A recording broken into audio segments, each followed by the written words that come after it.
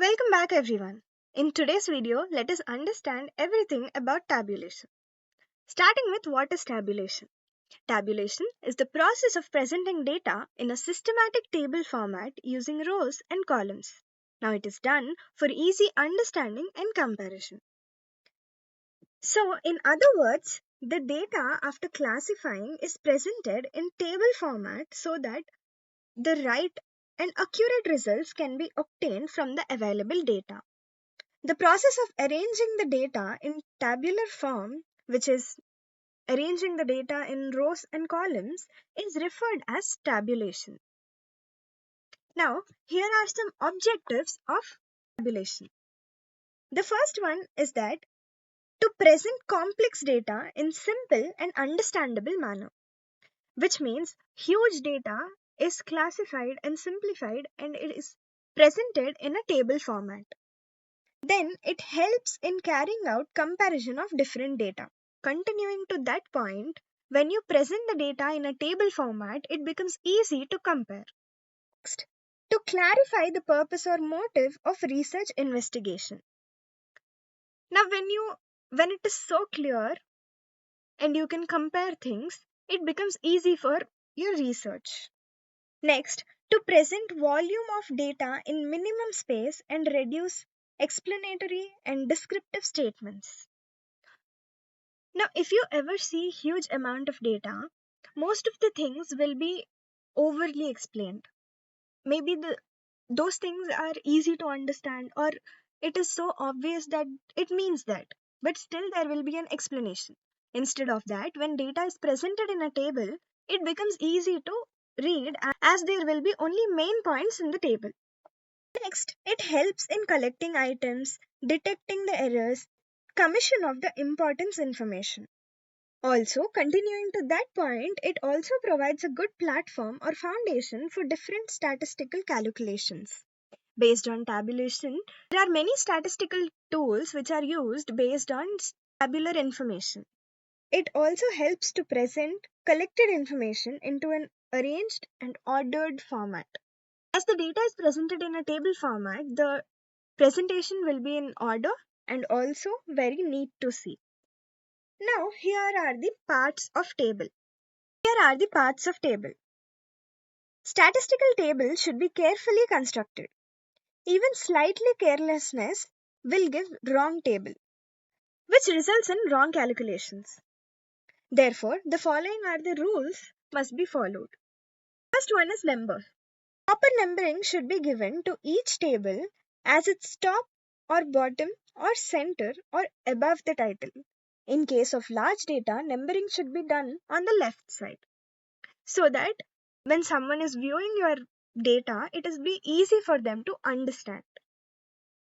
The next one is heading or title. The heading of the table is one of the most important thing. So it must be brief, simple, clear and complete. It must be presented in such a way that the basic idea of the problem can be obtained. The next one is head note. The head note must be placed below the title within brackets. It provides brief description of the table contents. As you can see in the example given here, the third one, which is head note, states that this table presents the monthly sales data of various products from Jan to June 2025. The figures are used in USD, which means US dollars. So, about the table, the description is given there, which is known as head note. And then comes subheadings. It is necessary to write the subheadings of each column. The units, if any, must be mentioned clearly. Now you can see here that the month, product A, product B, product C, product D, total sales. All of this is mentioned and these are subheadings. Now why are these mentioned? If without that you just put Jan, Feb and everything, will that be clear? No, right? So you should know for which product, what is the cost and everything. Subheadings also are important. Next comes body. The body of the table is the most important part. It comprises of columns and rows. The number of rows and columns must be pre-decided and made suitable taking in view the problem under consideration. which means before you make a table, you should know what information you're putting in it and how many rows and columns you would be needing in it. Next comes comparison. The main objective of the table is comparison study of data. Hence, the classes should be arranged in such a way which makes the comparison process easier. Next comes totals. Space should always be provided for the total number of columns and rows, and also for the grand totals. As you can see here, there is a totals column given at the last. After June, it is total. Jan, Feb, March, April, May, June, and it is total.